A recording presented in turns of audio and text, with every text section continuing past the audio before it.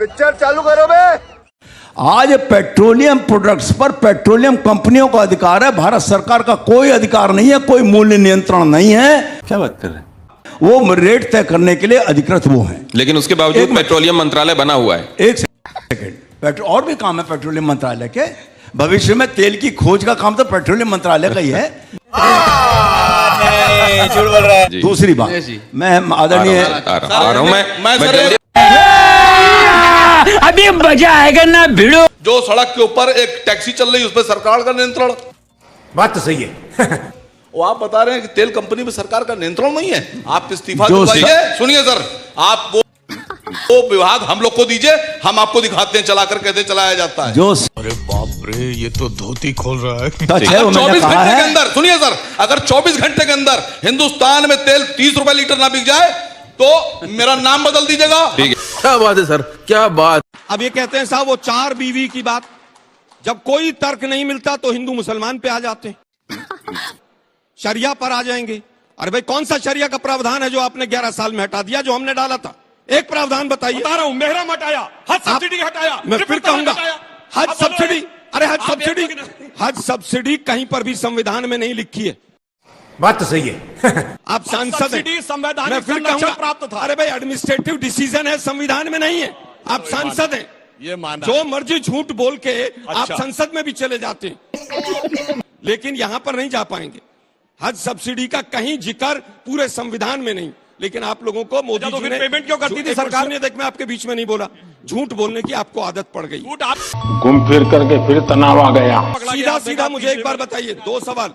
बहु विवाह हमारे समाज में, हिंदू में था कि नहीं था? क्या अभी आदिवासियों में है कि नहीं? हाँ या ना? मैं नहीं दिखाऊंगा। अब ये कहते हैं साहब वो काशी हो, मथुरा हो, भोजशाला हो, टीले वाली मस्जिद हो लखनऊ की, सबके लिए मैंने किया है, कर रहा हूं, और मैंने प्रण लिया है। अच्छा, कि जो मंदिर पुरातन काल में तोड़कर मस्जिदें बनाई गई हैं, उन मंदिरों को वापस लेना हमारा कर्तव्य है। छोटा सा सवाल है, कह रहे फाइल तो खुलेगी। अभी मजा आएगा ना भिड़ो। किसी आदमी ने आपको मना किया है कि आप फाइल मत खोलिए? आपने सपने में देखा है? आपको सपना बहुत आता है आजकल। बात तो सही है। आपको सपने भी आते हैं कि इस मस्जिद के नीचे मंदिर है, वो भी आप मीडिया में बयान कर देते हैं। दूसरा, अगर संभल में कोई मंदिर निकल रहा है तो वो निकल नहीं रहा है, वो ऑलरेडी था वहां पहले से। क्या बात है सर, क्या। और उस मंदिर पर किसी ने कोई ऑब्जेक्शन नहीं किया, आप जाइए पूजा कीजिए, कौन मना कर रहा है आपको? दूसरी चीज, आप बार बार एक बात कहते हैं मेरी ये मनोकामना है, तो पूरा देश खोद डालिए, और तो कोई काम बचा नहीं है यहाँ। क्या आप लोग औरंगजेब के साथ खड़े हैं? क्या आप लोग यहाँ पे जो बाबर ने बर्बरता की उसके साथ खड़े हैं? अच्छा, कि इस देश की सांस्कृतिक विरासत के साथ खड़े हुए हैं? कुतुब मीनार के बाहर लिखा हुआ है, मैं आप सबसे पूछ रहा हूँ, 27 जैन मंदिर और हिंदू मंदिर को तोड़ के उसके मलबे से बनाई गई कुव्वतुल इस्लाम मस्जिद, क्या अच्छा, इसको वापस लेने का अधिकार, वहाँ पे कटी हुई मूर्तियां देखने का ये जो फोर्स। रुको, दूसरे के पूजा स्थलों पे अपने पूजा स्थलों पे ढूंढने वालों को पीड़ा यहाँ दिख रही है। अब काशी, अब अयोध्या के लोग कहते हैं कि औरंगजेब से ज्यादा मंदिर तो बीजेपी और मोदी जी ने काशी और मथुरा अयोध्या में तोड़े हैं। बात तो सही है। उसकी पीड़ा क्यों नहीं आप लोगों को है? शिवलिंगों के अंबार लगे थे, सारे शंकराचार्य प्रदर्शन किए, सारे धर्मगुरु प्रदर्शन किए अयोध्या और काशी में। बेशर्मो, शर्म करो, शर्म। केजरीवाल ने बहुत अच्छे काम किए, ऐसी बात नहीं है कि केजरीवाल ने काम नहीं किए, बहुत अच्छे काम किए। बीजेपी सपोर्टेड है, हिंदू राष्ट्र बनाने का हमारा मुद्दा है, और हम हिंदू राष्ट्र बना के रहेंगे। जय श्री राम। आपको पानी, बिजली और सुविधाएं चाहिए? हमें कुछ नहीं चाहिए, मुफ्त कुछ नहीं चाहिए, ठीक है? सिर्फ हिंदुस्तान जिंदाबाद। क्या सोच है रे तेरी? आप बीजेपी समर्थक? बिल्कुल। फिर भी कहते हैं आप अच्छे काम किए केजरीवाल? नहीं, हाँ, केजरीवाल ने अच्छे काम किए हैं। बीजेपी समर्थकों को भी लगता है कि केजरीवाल हाँ अच्छे काम किए हैं, जब तो बोल रहा हूँ। आप वोट करेंगे हिंदू या? नहीं, इस पे नहीं करूंगा। क्या बोला तूने? वोट मैं करूंगा काम के ऊपर, जो अच्छे काम करेगा। ये क्या हो गया? ने कहा कि पिछले 10 सालों में केजरीवाल ने अच्छे काम किए, तो आप काम के मुद्दे पे बात कर रहे हैं या फिर किस मुद्दे पे? काम के मुद्दे पे बात करूंगा। तो फिर आप कह रहे हैं काम तो केजरीवाल ने किया है। हाँ, तो फिर उसको वोट देंगे। आपने आमतौर पर कार वालों को पैदल राहगीरों या गूगल मैप के सहारे चलने वालों को रास्ता भटकते देखा होगा, लेकिन कभी ये सुना है कि ट्रेन ही रास्ता भटक गई, वो भी वंदे भारत जैसी ट्रेन। क्या बात कर रहे हैं? गोवा जा रही वंदे भारत के साथ कुछ ऐसा ही हुआ। जो मुंबई से मडगांव के लिए रवाना हुई वंदे भारत एक्सप्रेस महाराष्ट्र के ठाणे जिले में रास्ता भटक गई। ठाणे के दीवा स्टेशन से इसको पनवेल की ओर जाना था, लेकिन ट्रेन पनवेल की ओर जाने के बजाय कल्याण की ओर मुड़ गई। जैसे ही ये खबर रेलवे अधिकारियों को मिली, हड़कंप मच गया। खराब हो जाएगा, मैं अम्मा बहन पे आ जाऊंगा मैं इनकी। और फौरन वंदे भारत को कल्याण स्टेशन ले जाया गया और वहां से वापस दिवा स्टेशन लौटने के बाद ट्रेन ने अपना सफर जारी किया। रेलवे अफसरों का दावा है कि सिग्नल में गड़बड़ी के चलते ट्रेन गलत रूट पर चली गई थी, क्योंकि जहां से ट्रेन को अपने रूट पर मुड़ना था वहां के सिग्नल में टेक्निकल दिक्कत थी, जिससे वंदे भारत गलत ट्रैक पर चली गई। इस गड़बड़ी के कारण ट्रेन को 90 मिनट की देरी हुई और इसे गंतव्य तक पहुंचने में समय लगा। हालांकि अच्छी बात यह है कि गलत ट्रैक पर जाने के बाद भी कोई हादसा नहीं हुआ। कोई सेंस है इस बात की? ये कार की खरीद बिक्री का मामला समझिए क्या है मामला। क्या? जैसे आपने 2014 में कार खरीदी, कितने में खरीदी? मान लीजिए आपने 6 लाख में कार खरीदी। अच्छा, ठीक है भाई, नई गाड़ी आप लेकर आए। 2024 में आपने कार बेची, कितने में बेची? भाई अब पुरानी हो गई 10 साल कार, तो आपने कितने में बेची? 1 लाख में बेची। ठीक है।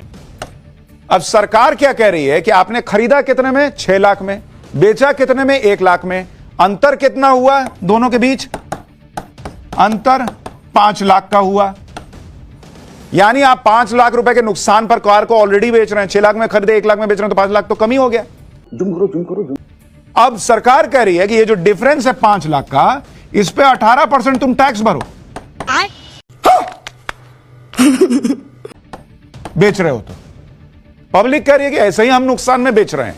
अब उस पर 18% टैक्स, यानी 5 लाख का आप 18% निकालिएगा, 5 लाख का 18%, तो वो कितना बैठेगा बॉस? 90,000 रुपया। 90,000 रुपया में टैक्स चला जाएगा सरकार को। मतलब 1 लाख रुपया में गाड़ी बेचे, 90,000 सरकार को दे देंगे, जो 10,000 रुपया बचेगा वो लोग वैसे ही कहेंगे कि कुछ पार्टी दो, कार बिक गई तुम्हारी पुरानी वाली, तो बचा क्या मेरे पास? अरे बड़े खतरनाक लोग हैं। पब्लिक पूछ रही है, पब्लिक कह रही है फिर वो 10,000 भी क्यों छोड़े, वो भी ले लीजिए, किसी टैक्स में एडजस्ट कर दीजिएगा। भाई मोदी क्या है? मोदी तो चोर है गुजरात का प्रधानमंत्री। अरे कहेगा प्रधान, झूठ मूठ का प्रधानमंत्री बन गया, चूतिया बना के लोगों को। सफेद कपड़ा कह रहे इतना ऐसा प्रधान राम कह रहे हैं, राम का अवतार बताते हैं। ये राम का अवतार है भेड़िया। ये अपनी माँ को लाइन में लगवा के पूरी दुनिया को दिखलाता कि मेरी माँ लाइन में लगी है नोटबंदी पे। ये जो अपनी माँ का ना हो सका सगा, और देश का क्या होगा सगा? देश का विकास कर। अरे नालायक प्रधानमंत्री है, बड़ा दुर्भाग्य है कि उसको प्रधानमंत्री बना दिया लोगों ने। ये बड़ा दुर्भाग्य है कि ऐसा प्रधानमंत्री अनपढ़ जाहिल पहली दफे देखा हूँ। ये बड़ा कंसर्न है क्या इस देश के मिडिल क्लास के लिए कि अडानी की जो नेटवर्थ है वो 7.1 अरब डॉलर से बढ़कर हो जाएगी 150 अरब डॉलर मात्र 7 से 8 से 9 वर्षों में। और आम आदमी पर, दूध पर, छाछ पर, पनीर पर भी जीएसटी लग जाएगा, होटल रेस्टोरेंट पर भी जीएसटी लग जाएगा। सिफारिश आएगी ग्रुप ऑफ मिनिस्टर्स की घटाकर 0 कर दो, लेकिन वो 18% बना रहेगा। ये सिर्फ क्रोनी कैपिटलिज्म है क्या, या वजह कोई और है? विजय सरदाना, आइए देखते हैं। देखिए आप किससे उम्मीद कर रहे हैं, पहले हम उनको समझ लेते हैं, आपको मानसिकता समझ में आ जाएगी। एक मेंबर ऑफ पार्लियामेंट की मंथली सैलरी है 2.3 लाख अप्रोक्सीमेटली। अगर आप एनुअल देखें तो वो बैठता है 27.6 लाख साल का। हिंदुस्तान का जो एवरेज इनकम है ये उससे ऑलमोस्ट 10 गुना ज्यादा है। हमारे एमपीज आते हैं रिच कैटेगरीज में। अब अमीर लोग अमीरों के लिए अगर पॉलिसी नहीं बनाएंगे तो किसके लिए बनाएंगे? और रही बात गरीबों को, तो वो तो आप फ्री राशन दे रहे हो, उनको खाना मिल गया, वो खा के सो जाएंगे। मोदी जी आपको शर्म नहीं आती? आपको चाहिए पॉलिटिकल चंदा। पॉलिटिकल चंदा मिडिल क्लास देने की हिम्मत नहीं रखता। सवाल जो आप बार बार उठा रहे हो कि साहब मिडिल क्लास को कोई क्यों नहीं पूछता, कारण बहुत सिंपल है। मिडिल क्लास ना तो वोट बैंक है, ना वो आपका फाइनेंशियल बैंक है। तो जो औद्योगिक घराने हैं उसको तो आपको संभाल के रखना है, क्योंकि पॉलिटिकल चंदा वहां से आएगा। अरे बाप रे, ये तो धोती खोल रहा है। गरीब को इसलिए संभाल के रखना है क्योंकि वोट बैंक वहां है। तो मिडिल क्लास की हिंदुस्तान की पॉलिटिक्स में जरूरत किसको है? मुझे क्रेडिट नहीं चाहिए। नहीं मैडम, हम जो सेंटा क्लॉज का जो टोपी छीने है ना मैडम, ये अपना कल्चर का रक्षा करने को छीने। हम वैसे नहीं, हमारे कल्चर पे जो हमला हो रहे हैं ना, विदेशी कल्चर के जो हमला है, हम विदेशी कल्चर का विरोध कर रहे हैं। और सेंटा क्लॉज का जो पुतला फूके हैं हम इस वजह से फूके हैं। सेंटा क्लॉज का पुतला, सेंटा क्लॉज का एंट्री नहीं होनी चाहिए हमारे देश में, वीजा नहीं मिलने चाहिए। हम सरकार से मांग कर रहे हैं मैडम, आपके चैनल पे, आपके चैनल के माध्यम से हम सरकार से मांग करते हैं, सेंटा क्लॉज आए, अगर सेंटा क्लॉज को अरेस्ट किया जाए, सेंटा क्लॉज अरेस्ट हो। ठीक है। जो हमने कल्चर पे, हमने आसाराम बापू मैडम बलात्कार करके आसाराम बापू जेल में नहीं गए होते ना, तो अपना ही तुलसी पूजन दिवस मना रहे होते आज हम आसाराम बापू के संग। और आपको पता है मैडम सेंटा क्लॉज कौन है? मोहम्मडन लेडीज हैं। इस सेंटा क्लॉज मोहम्मडन लेडीज हैं, इस वजह से विरोध कर रहे हैं मैडम। हम वैसे विरोध नहीं कर रहे, हम मैं पागल हो जाऊंगा। वसुधैव कुटुंबकम वाले लोग हैं मैडम हम। वसुधैव कुटुंबकम मीनिंग पता है? वसुधैव कुटुंबकम क्या होते हैं? पूरा दुनिया, इसका मतलब होता है पूरा दुनिया हमरा है, और पूरे दुनिया का जो फेस्टिवल है जितना भी, वो भी हमरा है। तो ये क्रिसमस भी जो है ना, वो भी हम रहे हैं मैडम। अरे साला तुम लोग पागल है। क्रिसमस कहाँ है? कहाँ है क्रिसमस? ये क्रिसमस कौन शुरू किए थे? कौन शुरू किए थे मैडम? भगवान कृष्ण शुरू किए थे। क्रिसमस ही जो आज सेंटा बना घूम रहा है ना, क्रिश्चियन नीति है। कौन शुरू किए थे मैडम? वैसे ही नहीं बोलते हैं, सबूत है फोन में। कोई सेंस है इस बात की? भगवान कृष्ण शुरू किए थे मैडम। ये जो क्रिसमस है आज, क्रिश्चियन नीति क्या बोलते हैं? धर्म कौन सा बनाए? क्रिश्चियन नीति। किसका नीति थे मैडम? वो भगवान कृष्ण जो नीति बनाए वो क्रिश्चियन नीति बन गए। ये जो सब कांग्रेस का, ये सब एंटी नेशनल है ना, सब कांग्रेस के साजिश है। कांग्रेस का एक तो लाइक और शेयर ठोक दीजिए, महाकाल का लाइक और शेयर ठोक दीजिए।